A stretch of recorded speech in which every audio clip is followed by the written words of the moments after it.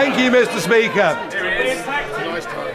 Smash the gangs. That is what the Prime Minister promised us. Trust me, I will stop the boats from coming. But 70,000 later, and 1,000 in the last week, and too many young men that pose a threat to national security, is it not time to admit Smash the Gangs has been a total abject failure, along, frankly, with most of his other policies? Isn't it now time, he told us, as summer approaches, what is Plan B? Prime Minister. Well, Mr. Speaker, this is from the man in the party that voted against giving law enforcement counter-terrorism style powers to tackle that. So he wants the grievance, he doesn't want it sorted. And he has absolutely no judgment. He again said, let's join the war, let's all go to war. I want to make it perfectly clear he wants the war. A week later, screeching U-turn, we don't want to go to war. And he says, trust his judgment. Mr. Speaker, it's hard to take anything he says seriously. He promised lower tax, and now reform councils are hiking council tax by 9%. In Worcestershire, this is what he said about Worcestershire. He said, we took control of a virtually bankrupt council. I wish we hadn't bothered. He asked for people's votes, and then he abandons them. Reform don't want to solve problems, they only want to exploit them. I am thankful for the opportunity to change this country for the better. He says he wishes he hadn't bothered winning councils, because they're an absolute disgrace. Thank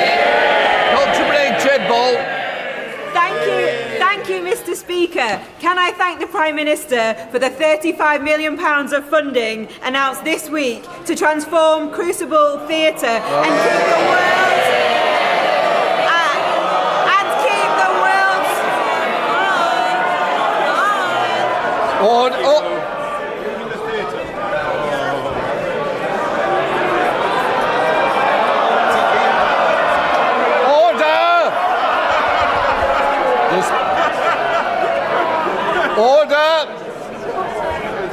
I want to hear this member's question, especially those who are interested in snooker. Dr. Rachel. Thank you, Mr. Speaker.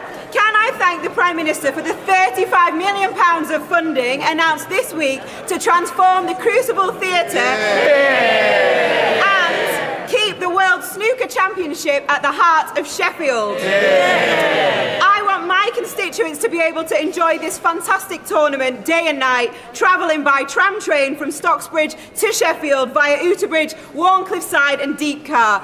I'm grateful for our South Yorkshire Mayor, Oliver Coppard, for kick-starting these plans. Will the Prime Minister work with me and the South Yorkshire Mayor to ensure we get spades in the ground for a tram train extension to Stocksbridge as soon as possible so my constituents can enjoy the snooker? Mr. Speaker, I see Reform have walked out. They obviously realise they're absolutely snookered. Mr. Speaker. No, I don't think so. Sheffield and the Crucible Theatre are the beating heart of snooker, and I am delighted that we'll host the World Snooker Championships for many years to come, because this is what Labour stands for, investing in things that make us proud of the places that we live. Can I reassure my honourable friend we're working closely with South Yorkshire Combined Authority on better transport links, providing over £1.4 billion to spend on their priorities, which could include a new tram fleet, more modern stops or deliver extensions.